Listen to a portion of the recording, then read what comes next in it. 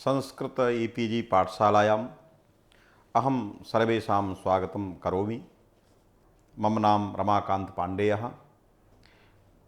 वाराणसीतः अहं समागतोऽसि। मम कार्यक्षेत्रं काश्यां काशीहिन्दुविश्वविद्यालयः महामनोभिः संस्थापितः अत्यन्तं सुप्रसिद्धः विश्वविद्यालयः। तत्र संस्कृतविद्याधरविज्ञानसंकायः तत्रापि स्थितः व्याकरणविभागः। तस्मिन् विभागे अहं व्याकरणशास्त्रम् अध्यापयामि। अध्यापनार्थमत्र अस्यां पाठशालायां काशीतः समागतोऽस्मि। अत्र टित् लकाराणाम् अर्थसमीक्षा इति विषये वयं पठामः। टित् लकाराः इत्यस्य अर्थः येषु लकारेषु अन्ते टकारः समागतः ते लकाराः टकार इति संज्ञकाः भवन्ति इति कृत्वा तेषां नाम टित् लकाराः इति नामानि भवन्ति। तेषां टित् लकाराणाम् अर्थः कः अस्ति इति विषये तत्र अध्ययनं वयं कुर्मः।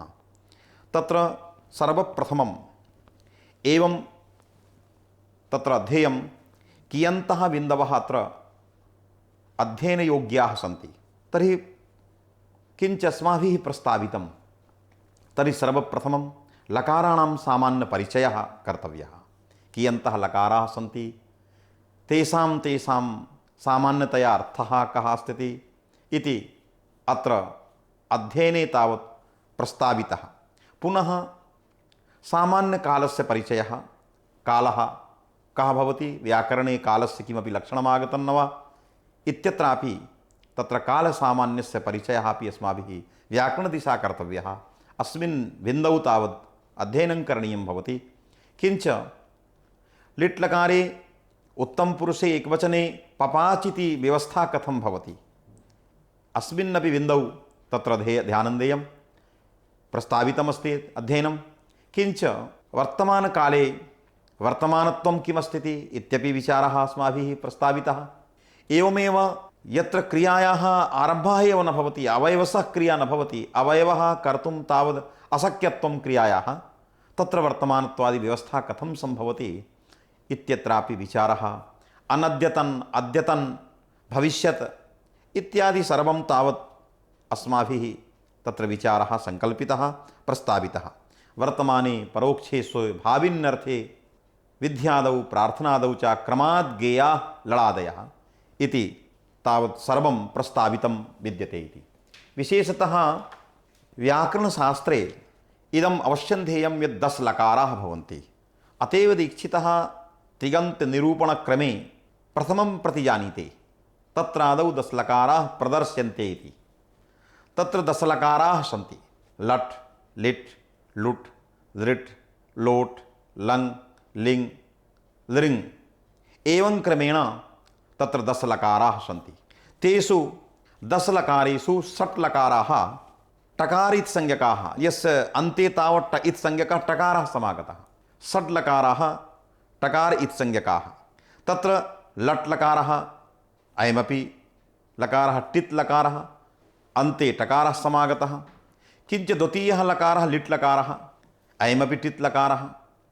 तृतीयः लुट् लकारः, एतस्य लकारस्य मध्ये टकारः आगतः अन्ते। लिट् लकारः, पंचमः लकारः लेट् लकारः, षष्ठः लकारः लोट् लकारः इति 6 लकाराः टकारानुबन्धघटिताः सन्ति व्याकरणे।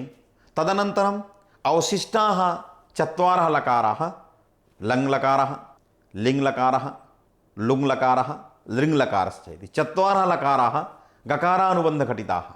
सर्वं सम्भूय तावत् 10 लकाराः सन्ति। तेषु 10 लकारेषु ये टित् लकाराः 6 लकाराः, तेषां विषये अत्र चर्चा प्रस्ताविता विद्यते, अध्ययनं करणीयमस्ति। तत्र टित्सु 6 लकारेषु यः पञ्चमः लकारः विद्यते तेषां चर्चा छन्दसि भवति। एषु पञ्चमो लकारः छन्दोमात्रगोचरः इति दीक्षितः तावद् वदति। छन्दसि तस्य विषयः। भाषायां लोके च लेट् लकारस्य प्रयोगः न क्वचित् दृश्यते। सर्वत्रापि लेट् लकारस्य प्रयोगः छन्दसि एव भवति। तर्हि तस्यापि संक्षेपेण अर्थः अस्माभिः अवश्यं ज्ञेयः। यदि वेदे छन्दसि एतस्य प्रयोगः तर्हि कस्मिन् अर्थे भवति तत्रापि अत्र चर्चा करणीया अस्ति। तर्हि प्रथमं तावत् लकारः लट्लकारः, तस्य अर्थः कः? सामान्यतया अर्थः ज्ञेयः वर्तमानः। लट्लकारस्य अर्थः वर्तमानः, वर्तमानकालः। एवमेव लिट्लकारः, तस्य अर्थः कः? परोक्षम् अनद्यतनम्। एवमेव लुट्लकारः अनद्यतनं भविष्यच्च। एवमेव लिट्लकारः एतस्य अर्थः सामान्यं भविष्यत्। लेट्लकारः एतस्य अर्थः विद्यादिः। लोट्लकारः एतस्य अर्थः प्रार्थनादिः, प्रार्थनायां भवति, आशिश्च भवति। तर्हि एते षट्लकाराः टित्लकाराः तेषाम् अर्थाः अस्माभिः निरूपिताः। तत्र कौण्डभट्टः एतस्मिन् विषये किं वक्ति इत्यपि ज्ञेयं। तर्हि कौण्डभट्टः कथयति वर्तमाने परोक्षे स्व भाविन्यर्थे लडादयः विद्यादौ प्रार्थनादौ च क्रमाद् ज्ञेया लकारादयः। एवं क्रमेण तत्र कौण्डभट्टः तावत् प्रतिज्ञां करोति। वर्तमाने परोक्षे स्व प्रथमं कथयति वर्तमाने, तस्मात् लट्लकारस्य अर्थः वर्तमानः। तर्हि परोक्षे, वर्तमाने परोक्षे, तर्हि परोक्षं लिट्लकारस्य अर्थः। स्वभाविन्यर्थे, तर्हि स्वभाविनी इति लुट्लकारस्य अर्थः। केवलं भाविनी अर्थे प्रयोगः लिट्लकारस्य प्रयोगः। विद्यादौ प्रार्थनादौ च इति धिया लेट्लकारस्य लोट्लकारस्य प्रयोगः कौण्डभट्टेन तावत् प्रस्तावितः, प्रतिज्ञातः। तत्र प्रथमं तावत् इदं ज्ञेयं कालम् उद्दिश्य विशेषतः एते लकाराः समागताः।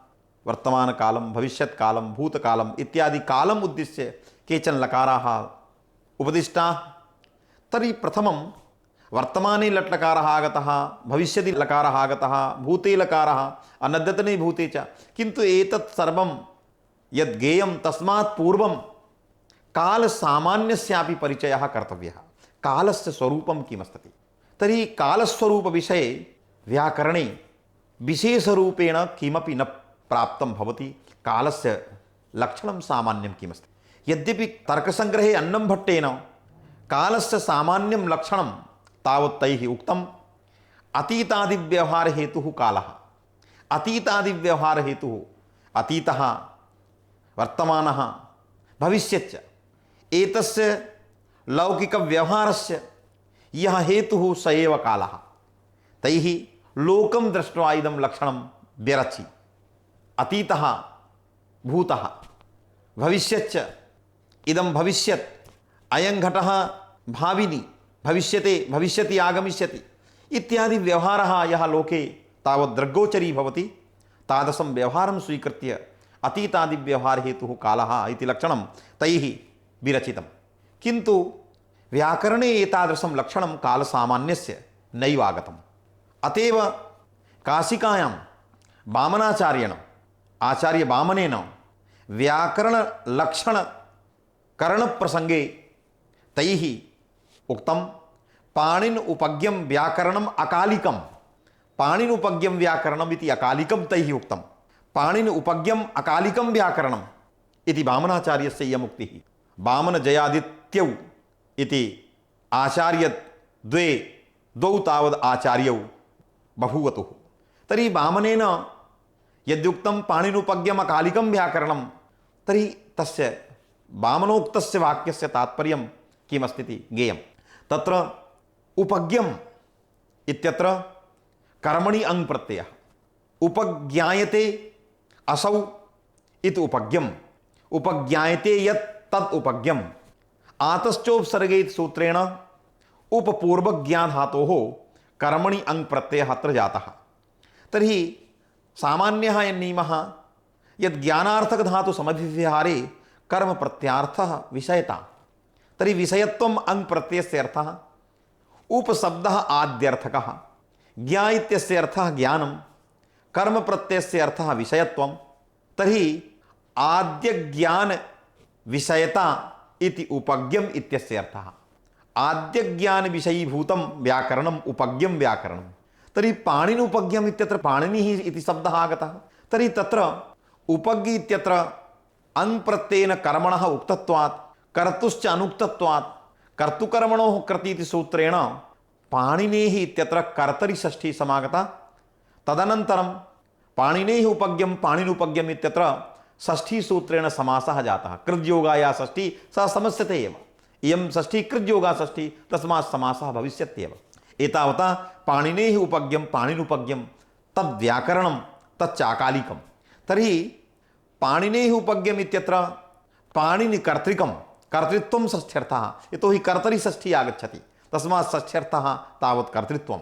तर्हि पाणिनिकर्तृकम् आद्यज्ञान विषयीभूतं यद्व्याकरणं तद्व्याकरणम् इदानीम् अकालिकं काललक्षकं नास्ति इति वामनाचार्यस्य इदं तात्पर्यं। तर्हि स्पष्टतया वामनाचार्येण उक्तं पाणिनिकर्तृकं यद् आद्यज्ञानविषयीभूतं व्याकरणं विद्यते तच्च व्याकरणम् अकालिकं काललक्षकं नास्ति। तस्मात् अवश्यम् अस्माभिः ज्ञेयं कालसामान्यस्य लक्षणं तत्र पाणिनीयव्याकरणे कुत्रापि केनापि आचार्येण स्वयं पाणिनापि कालसामान्यस्य लक्षणं तावत् न कृतं। कालस्य प्रयोगः अष्टाध्याय्यां तावत् बहुधा तैः कृतः। कालसामान्यस्य प्रयोगः कालशब्दस्य प्रयोगः तैः कृतः, किन्तु कालस्वरूपं तैः न कुत्रापि केनापि सूत्रमाध्यमेन निगदितम्। एवं रीत्या तत्र इदं ज्ञातं भवति यत् अकालिकं व्याकरणं विद्यते इति। तदनन्तरं विशेषरूपेण क्रमशः अस्माभिः तत्र ज्ञानं क्रियते। सर्वप्रथमम् आगच्छति लट् लकारः। लट् लकारस्य अर्थः अस्माभिः पूर्वं तावत् उपस्थापितः वर्तमानः। अतएव कौण्डभट्टेनापि उक्तं वर्तमाने परोक्षे स्वे भाविन्यर्थे लडादय। तर्हि वर्तमाने लट् इति कौण्डभट्टेन उक्तं। तत्र बीजं किमस्ति इति प्रमाणं किमस्ति यत् प्रमाणेन कौण्डभट्टः वदति भूषणग्रन्थे यत् लट् लकारस्य अर्थः वर्तमानः। वर्तमाने तावत् लट् भवति, तस्य अर्थः वर्तमानः। कथं ज्ञायते लट् इत्यस्य शक्तिः वर्तमाने अर्थे विद्यते इति? शक्तिग्राहकं व्याकरणम् अस्ति। व्याकरणे किमपि तत्त्वं येन इदं ज्ञातं स्यात् यत् लट् लकारस्य अर्थः वर्तमानः। तस्माद् उपस्थापयति सर्वप्रथमं कौण्डभट्टेन वर्तमाने इत्यत्र प्रमाणार्थं प्रमाणमुपन्यस्यति वर्तमाने लट् इति। तस्मात् सूत्रमागतं वर्तमाने लट् इति आचार्यस्य भगवतः पाणिनेः इदं सूत्रं। तर्हि वर्तमाने लट् इत्यस्य तात्पर्यमस्ति यत् व्यापारस्य वर्तमानत्वविवक्षायां वर्तमानक्रियावृत्तेः धातोः लट् स्यात् इति वृत्तिः तावत् लिखिता विद्यते। वर्तमाने लट् वर्तमानक्रियावृत्तेः वर्तमानकालिकः यः व्यापारः तद्व्यापारवाचको यो धातुः तस्मात् धातोः लट् भवति। तर्हि वर्तमानकालिकव्यापारवाचकात् धातोर्लट् भवति। तर्हि धातुपस्थाप्य व्यापारे यदि वर्तमानत्वं वक्तुः विवक्षितं तदा अवश्यं तस्मात् धातोः तद्वाचकात् धातोः लट् लकारस्य प्रयोगः भवति। अतः लट् लकारस्य अर्थः वर्तमानः इति प्रमाणं तावत् आगच्छति वर्तमाने लट् इति सूत्रेण। वर्तमानत्वं क्रियायां विशेषणं भवति। यद्यपि साधनानामपि वर्तमानत्वं प्राप्तं भवति, यानि यानि साधनानि कारकाणि सन्ति तेषां वर्तमानेन क्रियायाः वर्तमानत्वम् इति अनुभूतं भवति। यथा देवदत्तः पचति। देवदत्तः पचति इत्यत्र देवदत्तवृत्तिः पाकः वर्तमानकालिकः। तर्हि पाकः वर्तमानकालिकः इति पाकस्य तत्र दर्शनं न भवति। सर्वथा अप्रत्यक्षा इयं क्रिया। तर्हि पाकस्य दर्शनं न भवति, देवदत्तस्य दर्शनं भवति, तण्डुलस्य दर्शनं भवति, शाकस्य दर्शनं भवति, ओदनस्य दर्शनं भवति, किन्तु पाकः कः विद्यते, क्रिया च का विद्यते, एतस्याः क्वचिदपि निदर्शनं न प्राप्तं भवति। तर्हि इयं क्रिया वर्तमानकालिकी इति ज्ञानं कथं भविष्यति? तदा वक्तव्यं भवति तत्क्रिया कर्तुः दर्शनेन क्रियायाः दर्शनत्वं, साधनानां वर्तमानेन क्रियायाः वर्तमानत्वं, साधनानां पारोक्षेण क्रियायाः परोक्षत्वं।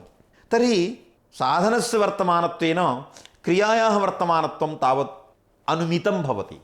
यतः अयं देवदत्तः पचति, देवदत्तः वर्तमानः, तस्मात् ज्ञायते पाकोऽपि वर्तमानः इति अनुमानप्रमाणेन तावद् वर्तमानत्वं तत्र अनुमितं भवति।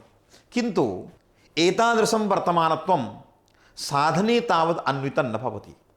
यः पाकक्रियाकर्ता देवदत्तः तस्मिन् देवदत्ते वर्तमानस्य अन्वयः न भवति। कथं? यतोहि सूत्रार्थस्माभिः कृतः वर्तमानकालिकव्यापारवाचकात् धातोः इति सूत्रार्थः कृतः। यस्य व्यापारस्य वर्तमानत्वेन विवक्षा तद्व्यापारवाचकात् धातोः लट्लकारः भवति इति अर्थः कृतः। तर्हि व्यापारस्य वर्तमानत्वं लट् द्योतयति इति सूत्रार्थप्रामाण्यात् क्रियायाः वर्तमानत्वं बोधयितुं लट्लकारस्य प्रयोगः इति सूत्रार्थप्रामाण्यात् एतादृशस्य वर्तमानत्वस्य कालस्य तत्तद् कारकाणां कारकेषु तावदन्वयः न भवति, अपि तु व्यापारे अन्वयः भवति सूत्रस्वारस्यात्। तथा च यदि वर्तमानत्वस्य व्यापारे अन्वयः क्रियते तर्हि वर्तमानकालिकः पाकः देवदत्तवृत्तिः देवदत्तकर्तृकः इति बोधः तावत् भवति, क्रियायां वर्तमानत्वम् आगच्छति। किन्तु विचार्यं वर्तमानत्वं किमस्ति? किमस्ति वर्तमानत्वं? यद्वर्तमानत्वं व्यापारगतं विवक्षितं, तर्हि वर्तमानत्वस्य लक्षणम् इदानीं करणीयं। कालसामान्यस्य लक्षकम् इदं व्याकरणं नास्ति, किन्तु तत्तद् कालविशेषस्य लक्षकम् अवश्यमस्ति। तर्हि वर्तमानस्य किं लक्षणं? यद्यपि सूत्रकृता भगवता पाणिनिना वर्तमानस्वरूपं नैव क्वचित् निगदितं, केवलं वर्तमानशब्दस्य प्रयोगः तैः बहुवारः कृतः। वर्तमानसामीप्ये वर्तमानवद्वा वर्तमाने लटिति बहुवारः तैः प्रयोगः तत्तत् सूत्रेषु कृतः, किन्तु वर्तमानत्वं नैव तैः परिष्कृतं। किन्तु वर्तमानत्वस्य परिष्कारः, वर्तमानत्वस्य उपस्कारः अस्माकम् उत्तरोत्तराचार्यैः बहुधा तावत् कृतः। तत्र सामान्यतया यदि विचारं कुर्मः, सारल्येन यदा विचारं कुर्मः, तदा इदमेव स्वरूपं वर्तमानत्वस्य आगच्छति, यत् भूतभविष्यभिन्नत्वं वर्तमानत्वम्। इदम् अत्यन्तं सरलं संक्षिप्तं सरलम् इदं स्वरूपं वर्तमानस्य भूतभविष्यभिन्नत्वं। यत्र भूतत्वं नास्ति भविष्यत्वं नास्ति तस्य वर्तमानत्वं। यथा देवदत्तः पचति, अत्र भूतत्वमपि नास्ति, अन्यथा पाक्षीति इति प्रयोगः स्यात्। भविष्यदपि नास्ति, अन्यथा पक्ष्यति इति प्रयोगः स्यात्। अतः भूतभविष्यत् भिन्नत्वेन प्रसिद्धस्य व्यापारस्य सत्वात् अयं व्यापारः भूतभविष्यभिन्नव्यापारः, तस्मात् वर्तमानकालिकव्यापारः। तर्हि यल्लक्षणं तावदस्माभिः प्रथममुक्तं भूतभविष्यभिन्नत्वम् इति प्रथमं लक्षणम् उक्तं, तत्रापि दोषः अस्ति। तस्मात् केवलं संक्षिप्तं लक्षणं, वस्तुतः सिद्धान्तभूतम् इदं लक्षणं नास्ति। तत्र कारणं किमस्ति? कारणमिदमस्ति यत् भविष्यत् कालस्य यद् लक्षणं वयं कुर्मः, तदा किं करणीयं? तदा करणीयं वर्तमान भूतभिन्नत्वं भविष्यत्वं। यदि भूतस्य लक्षणं करणीयं भवति तदा किं करणीयं? भविष्यत् वर्तमान भिन्नत्वं भूतत्वं। तर्हि सर्वत्रापि तत्तद् लक्षणे तत्तद् कालं प्रवेशयित्वा यदि तत्तद् लक्षणं क्रियते तदा अन्योन्याश्रयदोषः, आत्माश्रयदोषः। वर्तमानत्वं भूत भविष्य ज्ञानाधीनं, भूतत्वं भविष्य वर्तमानत्व ज्ञानाधीनं, वर्तमानत्वं भूत भविष्यत्व ज्ञानाधीनं, भूतत्वं भविष्य वर्तमानत्व ज्ञानाधीनं, भविष्यत्वं भूतत्व वर्तमानत्व ज्ञानाधीनम्। अतः परस्परम् एक ज्ञानम् एकेन ज्ञानेन अधीनं स्वज्ञप्त्यधीन ज्ञप्तिकत्व परस्परापेक्षत्वं। भूतत्वं वर्तमान भविष्यत्वम् अपेक्षते, वर्तमान भविष्यत्वं भूतत्वम् अपेक्षते, भविष्यत्वं वर्तमान भूतत्वम् अपेक्षते। अतः सर्वोऽपि कालः परस्परं तावदपेक्षते। अतः परस्परापेक्षत्वम् अत्र विद्यते। एक ज्ञानम् एक ज्ञानेन अधीनं तावद् विद्यते। अतः अन्योन्याश्रयदोषः, स्वज्ञप्त्यधीन ज्ञप्तिकत्वम्, अन्योन्याश्रयत्वम्। एवं भूतः अस्मिन् लक्षणे अन्योन्याश्रयदोषः। भूत भविष्य भिन्नत्वं वर्तमानत्वं, वर्तमान भूत भिन्नत्वं भविष्यत्वं, भविष्यत् वर्तमान भिन्नत्वं भूतत्वम्। एवं भूतमिति लक्षणत्रयं भूतस्य भविष्यत् इत्यस्य वर्तमानस्य लक्षणं क्रियते चेत् तस्मात् इदं लक्षणं वर्तमानस्य न करणीयं। तस्मात् परिष्कृतं लक्षणं किमस्ति इत्यपि विचारः कर्तव्यः। एतस्मिन् विचारप्रसङ्गे सर्वप्रथमम् अस्मिन् पाठे यः ग्रन्थः अस्माभिः निश्चितः वैयाकरणभूषणसारग्रन्थः, तस्मिन् ग्रन्थे लकारार्थनिरूपणप्रक्रियायां किं लक्षणमागतं? मौलग्रन्थे, मूलेव मौलः। तर्हि मूलग्रन्थे किं लक्षणमागतं? तदा कौण्डभट्टः निर्गतति यत् प्रारब्ध अपरिसमाप्तत्वं वर्तमानत्वम् इति निष्कृष्टं सुस्पष्टं उपस्कृतं परिष्कृतम् इदं लक्षणं। प्रारब्ध अपरिसमाप्तत्वं, या क्रिया प्रारब्धा किन्तु न परिसमाप्ता, सा क्रिया वर्तमानकालिकी क्रिया भवति। क्रियागतं वर्तमानत्वम् इदं लक्षणं क्रियागतस्य वर्तमानत्वस्य। प्रारब्धा अपरिसमाप्ता या क्रिया, सा क्रिया वर्तमानकालिकी क्रिया। तर्हि इदं क्रियागतं यद्वर्तमानत्वं, तर्हि तद्वर्तमानत्वं क्रियागतं वर्तमानत्वं, क्रियागतस्य वर्तमानत्वस्य इदं स्वरूपम् अस्माभिः उक्तं। तर्हि प्रारब्धापरिसमाप्तत्वं यथा देवदत्तः पचति, अनुभवः विद्यते। सर्वं तावत् लक्षणम् अनुभवबलात् क्रियते, प्रतीतिबलात् क्रियते। अनुभवः अस्ति। देवदत्तः पचति, तर्हि देवदत्तः पचति इत्यत्र देवदत्तस्य पाकक्रिया प्रारब्धा किन्तु न परिसमाप्ता, चलति। यावत् परिसमाप्ता क्रिया न भवति तावत् पृच्छति कदाचित् कश्चित् देवदत्तः किं करोति, तदा इदमेव उत्तरम् आगच्छति, पचति। किन्तु यावत् परिसमाप्ता भवति तावत् सद्यः एव इदम् उत्तरम् आगच्छति, देवदत्तः अपचत्, अपाक्षीत्वा। एवं प्रतीत्या तत्र अस्माभिः इदं निश्चितं कृतं यत् प्रारब्ध अपरिसमाप्तत्वम् एव वर्तमानत्वम् अस्ति। किञ्च इदं वर्तमानत्वं कुत्र गमिष्यति? यस्यां क्रियायां तावत् सखण्डता विद्यते। अवयवशः यत्र क्रिया भवति, अवयवे प्रत्येकं तावत् अवयवः अस्ति, तो अवयवशः यदि क्रिया विद्यते, क्रियायाम् अवयवाः सन्ति, तदा प्रारब्धत्वमपि प्रतीयमानम् अपरिसमाप्तत्वमपि प्रतीयमानं भवति।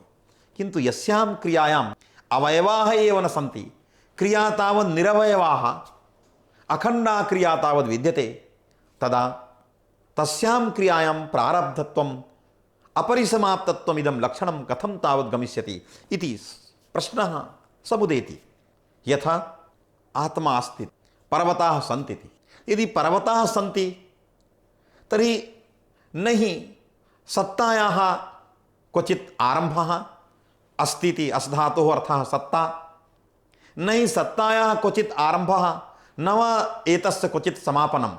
अवयवत्वाभावात् अवयवशः तावद् इयं क्रिया न विद्यते, तस्मात् न प्रारब्धत्वम् अस्यां क्रियायां, न वा अपरिसमाप्तत्वम् अस्यां क्रियायां। तस्मात् पर्वताः सन्ति इत्यत्र वर्तमानत्वलक्षणस्य अभावात् वर्तमानत्वव्यवहारः अत्र कथं भविष्यति? एवम् आत्मा अस्ति, आत्मनः अस्तित्वम् आत्मनः सत्तायाः विद्यते, तस्याः सत्तायाः आत्मसम्बन्धि सत्तायाः कदा आरम्भः जातः, कदा सत्तायाः समापनं भविष्यति इति वक्तुं केनापि विदुषा न शक्यते। तस्मात् आत्मा अस्ति इत्यत्र वर्तमानत्वं न गमिष्यति। तर्हि आत्मा अस्ति, पर्वताः सन्ति इत्यादि प्रयोगाः प्रारब्ध अपरिसमाप्तत्वलक्षणस्वीकारे कथं भविष्यन्ति इति विचारः अस्माभिः कर्तव्यः, अध्ययनम् अस्माभिः अत्र कर्तव्यं। तर्हि किं करणीयमत्र? तदा करणीयं पर्वतकर्तृकी या सत्ता विद्यते, तस्यां सत्तायां तत्र सखण्डत्वम् अवयवत्वम् आरोप्यते। कथम् आरोप्यते? तत्तत् कालिकानां राज्ञां या स्थितिः, तस्यां स्थितौ तावत् सावयवत्वं, तादृशं सावयवत्वम् एतत् प्रयोगकालिक सत्तायाम् आरोप्य एते प्रयोगाः करणीयाः। तत्र यदि वर्तमानकाले प्रयोगः अस्माभिः पर्वताः सन्ति क्रियते, तर्हि वर्तमानकालिकः कश्चित् राजा गृहीतव्यः। तस्य राज्ञः या स्थितिः, सा स्थितिः तत्र स्थितेः प्रारब्धत्वमपि विद्यते, स्थितेः अपरिसमाप्तत्वमपि विद्यते। एवं भूतायाः स्थितेः तत्र अधिकरणम् इयं सत्ता तत्कालवशात् आरोपे बीजम् एतत् कालवशात्, यतोहि एतत् कालिकः राजा, एतत् कालिकश्च प्रयोगः, अतः एतत् कालवशात् राज्ञां तिष्ठतेः तत्र इयं क्रिया अधिकरणीभूता क्रिया, तादृशं स्थिति भूतां सावयवां क्रियां च आरोप्य एतेषां प्रयोगाणां निर्वाहः कर्तव्यः। अतएव भगवान् भाष्यकारः अत्र वदति इहि भूत भविष्य वर्तमान कालिकानां राज्ञां तिष्ठतेः अधिकरणम् आत्मा अस्ति पर्वताः सन्ति इति प्रयोगाः संगच्छन्ते इति भाष्यम्। एतद् भाष्यानुरोधेन आत्मवृत्तिसत्तायां प्रारब्धत्वम् अपरिसमाप्तत्वं राजवृत्ति या स्थितिः विद्यते तस्यां सत्तायां प्रारब्धत्वमपि अस्ति अपरिसमाप्तत्वमपि अस्ति तत्सर्वम् आरोप्य एतेषां प्रयोगाणां निर्वाहः कर्तव्यः। एवमेव तत्र वर्तमानत्वविचारानन्तरं कौण्डभट्टः वदति वर्तमाने परोक्षे। तर्हि परोक्षे इत्यस्य अर्थः कः? अक्षणः परं परोक्षम्।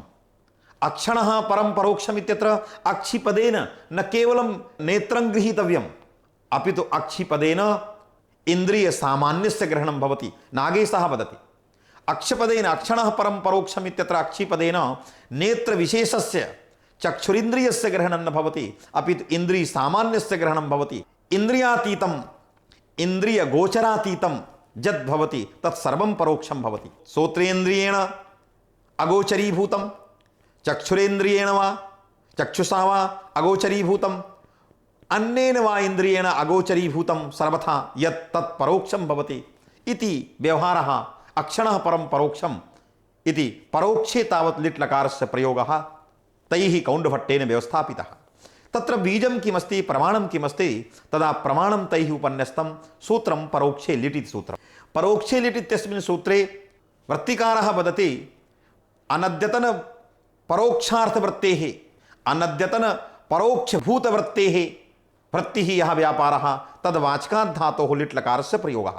तर्हि न केवलं परोक्षमेव लिट् लकारस्य अर्थः अनद्यतन भूतत्वमपि लिट् लकारस्य अर्थः अनद्यतन परोक्षार्थवृत्तेः धातोः लिट् लकारः भवति। तर्हि अनद्यतन परोक्षार्थवृत्तेः लिट् लकारस्य प्रयोगः भवति। तर्हि तत्र अर्थद्वयमागतं लिट् लकारस्य अनद्यतन इति। अतएव स्व इत्यस्य प्रयोगः कौण्डभट्टेन कारिकायां कृतं। वर्तमाने परोक्षे स्व इत्यस्य अर्थः अनद्यतनम् अनद्यतनम् अर्थः तस्य अनद्यतनस्य अनद्यतन पदार्थ बोधकस्य स्व इत्यस्य संसर्गः परोक्षेपि अस्ति भाविनि शब्देपि अस्ति। मध्यमणिन्यायेन अयं पदार्थबोधकः शब्दः मध्ये समागतः तत्र देहली दीपकन्यायेन मध्यमणिन्यायेन वर्तमाने परोक्षे सो भाविन्यर्थे लडादयः इत्यत्र यत् स्वशब्दस्य प्रयोगः आगतः तस्य आदौ अपि अन्वयः पश्चादपि अन्वयः। तर्हि परोक्षे स्व लिट् लकारस्य प्रयोगः अनद्यतने भूते परोक्षे लिट् लकारस्य प्रयोगः। तर्हि विचारः कर्तव्यः पारोक्ष्यं सर्वथा इन्द्रियातीतं पारोक्ष्यं किन्तु अनद्यतनं किमस्ति? अनद्यतनम् अद्यतनभिन्नम्। अभावज्ञाने प्रतियोगिज्ञानस्य कारणत्वेन तर्हि अद्यतनं यदि ज्ञायते तदा निश्चप्रजं तद्भिन्नस्य ज्ञानं स्वयमेव भविष्यति। तदर्थं तावत् कश्चन प्रयासः कर्तव्यो न भवति। यथा कैश्चिदुक्तम् अयं घटः विद्यते इति कम्बुग्रीवादिमान् पदार्थः घटपदेन बोधव्यः। बालकः ज्ञातवान् पुनः पृच्छति कश्चित् भो बालः भो बाल यत् प्रकोष्ठे घटः अस्ति न वा? सः कथयति घटो नास्ति। कथं नास्ति इत्यस्य ज्ञानं नास्ति इति विषये संकेतः अस्माभिः न कृतः। केवल घटविषयकं ज्ञानम् अहं कारितवान् तथापि सः वदति नास्ति। तस्मात् इदं निश्चितम् आगच्छति यत् अभावज्ञाने प्रतियोगिज्ञानस्य कारणत्वं। यदि प्रतियोगिनः ज्ञानं भवति अभावस्य ज्ञानं स्वयमेव जायते। तथैव अद्यतनस्य ज्ञानं भविष्यति तर्हि अनद्यतनस्य ज्ञानं स्वयमेव भविष्यति। तर्हि अद्यतनं किं? तर्हि अतीतायाः रात्रेः पश्चार्धेन आगामिन्याः पूर्वार्धेन सहितः दिवसः अद्यतनः तद्भिन्नः सर्वोऽपि कालः अनद्यतनकालः। यतोहि कालः द्विविधः भवति। द्विविधः कालः एकः कालः अद्यतनकालः एकः कालः अनद्यतनकालः। कालस्य द्वैविध्यं तावदागच्छति। अद्यतनानद्यतनभेदेन कालः द्विविधः। तर्हि अतीतायाः रात्रेः पश्चार्धेन आगामिन्याः पूर्वार्धेन सहितः कालः अद्यतनः। अतीतायाः रात्रेः पश्चार्धेन या रात्रिः अस्माभिः व्यतीता तस्याः रात्रेः पश्चार्धः यः कालः, आगामिनी या रात्रिः विद्यते तस्याः रात्रेः पूर्वार्धः यः कालः, एवं भूतः कालः तावत् अद्यतनः भवति।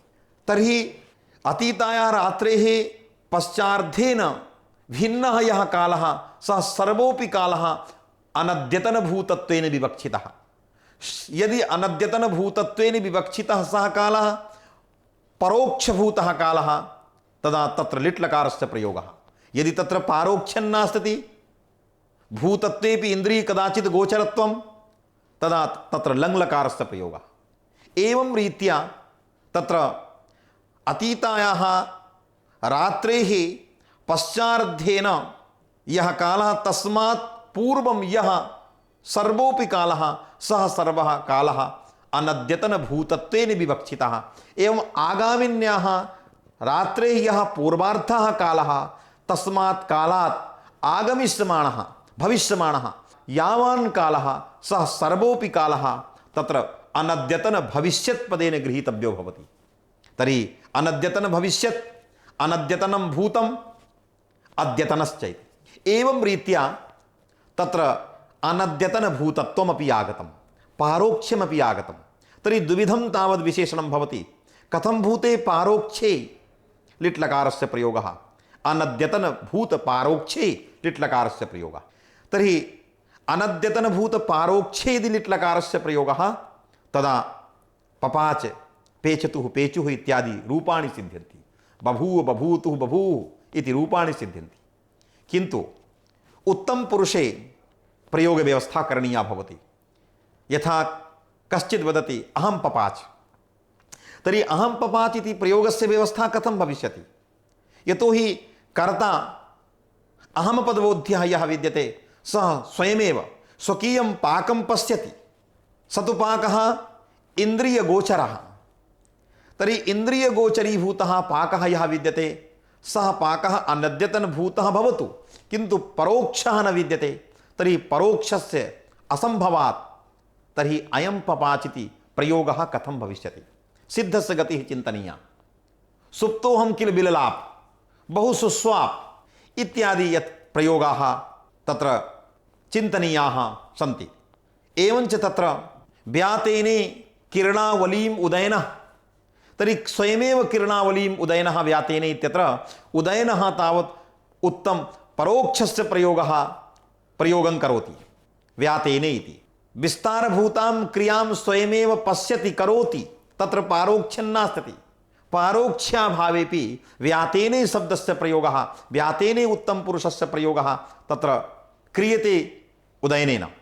एतत् सर्वं कथं संगच्छते इत्यस्मिन् विषये विचारः अस्माभिः क्रियते।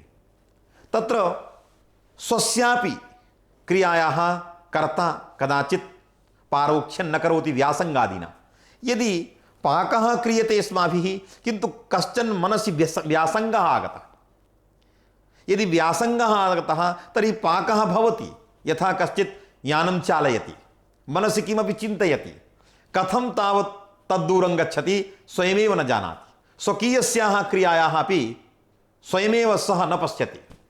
तो स्वयमेव आत्मनः स्वस्याः क्रियायाः दर्शनं न करोति, तस्मात् पारोक्ष्यम् आगतं। तत्र कारणं किमस्ति? मनः प्रणिधानाभावात्, व्यासंगात्। तर्हि व्यासंगात् स्वयं कर्ता स्वस्याः क्रियायाः पारोक्षं प्रत्यक्षं न करोति इति कृत्वा तस्यां पाकादिक्रियायां पारोक्षं सुपपादं, तादृशं पारोक्षम् आश्रित्य अयं पपाच इत्यादि प्रयोगव्यवस्था करणीया। अतएव महान् नैयायिकः उदयनाचार्यः एवं वदति व्यातेने किरणावलीम् उदयनः इत्यादि प्रयोगाः संगच्छन्ते। एवमेव तत्र पारोक्षं वर्षशतं वर्षसहस्रं ततोप्यधिकम् एतत् सर्वं तत्र व्यवस्थापितं। कैश्चिदुच्यते वर्षशतमेव पारोक्षं, कैश्चिदुच्यते वर्षसहस्रं पारोक्षम्। एतत् सर्वं तावत् विचारणीयं, किन्तु अत्र विवादः न कर्तव्यः।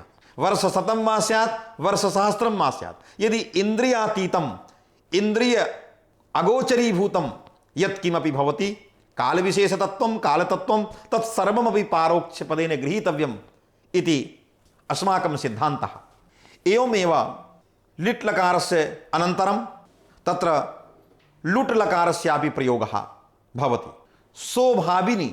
सोभाविन्यर्थे लुट् लकारस्य प्रयोगः। तर्हि अनद्यतन भविष्यति लुट् लकारस्य प्रयोगस्य व्यवस्था विद्यते व्याकरणे। तत्र सूत्रमस्ति अनद्यतने लुट्। भविष्यति अनद्यतने अर्थे धातोर्लुट् स्यात्। भविष्यति अनद्यतने अर्थे प्रथममेव अनद्यतनम् अस्माभिः उपस्कृतम्। अतीतायाः रात्रेः पूर्वार्धेन सहितः पश्चार्धेन सहितः आगामिन्याः पूर्वार्धेन सहितः कालः दिवसः वा अद्यतनः तद्भिन्नः सर्वोऽपि कालः भविष्यत् अनद्यतनः। तर्हि तादृशे भविष्यति अनद्यतने लुट् लकारस्य प्रयोगः भवति। यथा सोभविता, तैः उदाहृतं सोभविता इति प्रयोगः। तर्हि लुट् लकारस्य प्रयोगव्यवस्था भविष्यतर्थे भविष्यत्कालः यः आगामिनी कालः आगमिष्यमाणः कालः स एव कालः भविष्यत्पदेन गृहीतो भवति। एवमेव रीत्या लुट् लकारस्य अनन्तरं सामान्ये भविष्यति लिट् लकारस्यापि व्यवस्था व्याकरणे अस्ति। लिट् च इति सूत्रं सामान्ये भविष्यति लिट् लकारस्य प्रयोगः भवति। यथा पक्ष्यति, भविष्यति, अहं गमिष्यामि, सः गमिष्यति, सः पक्ष्यति, देवदत्तः कार्यं करिष्यति, घटं निर्मास्यति। एवं भूताः अनेके प्रयोगाः तत्र प्रायेण बहवः प्रयोगाः सामान्ये भविष्यत्काले तत्र मिलन्ति। तर्हि एवं दिशा लिट् लकारस्य प्रयोगव्यवस्था तावद् व्याकरणे अस्ति। एवमेव टित् लकारेषु पञ्चमः लकारः लेट् लकारः अपि आगतः। यः लेट् लकारः आगतः तस्य अर्थः कः, यत् संक्षेपेण क्रियते, कथम् एतस्य लकारस्य प्रयोगः केवलं छन्दसि भवति। वेदे एव एतस्य प्रयोगः तावद् मिलति। लौकिकव्यवहारे लोकभाषायां लेट् लकारस्य क्वचिदपि प्रयोगः प्राप्तः न भवति। अतएव दीक्षितः प्रथममेव तावत् समुद्घोषितवान् यत् एषु पञ्चमो लकारः छन्दसि मात्रगोचरः, छन्दविषये एव, छन्दो मात्रगोचरः, छन्दसि प्रयोगः। तर्हि लेट् लकारस्य अर्थः कः, कस्मिन् अर्थे अयं प्रयोगः? तर्हि विध्यादौ एतस्य प्रयोगः भवति। विध्यादौ विधिः, निमन्त्रण, आमन्त्रण, अधीष्ट, सम्प्रष्ट, प्रार्थना एवं भूताः अनेके अर्थाः सन्ति। एषु अर्थेषु एतस्य लकारस्य प्रयोगः वरीवर्ति। एवमेव टित् लकारेषु अन्तिमः लकारः तावद् लोट् लकारः विद्यते। लोट् च व्यवस्थापकं सूत्रं विधायकं लोट् च।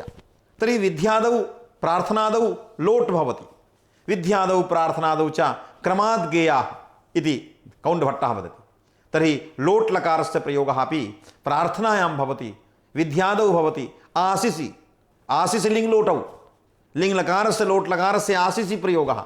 यथा मङ्गलं भवतु, कल्याणं भवतु, एवम् एतत् सर्वं लोकदिशा तत्र लोट् लकारस्यापि व्यवस्था कृता विद्यते। एवं रीत्या तत्र टित् लकाराणाम् अर्थविचारः इति पाठे षट् लकाराः अस्माभिः अधीताः।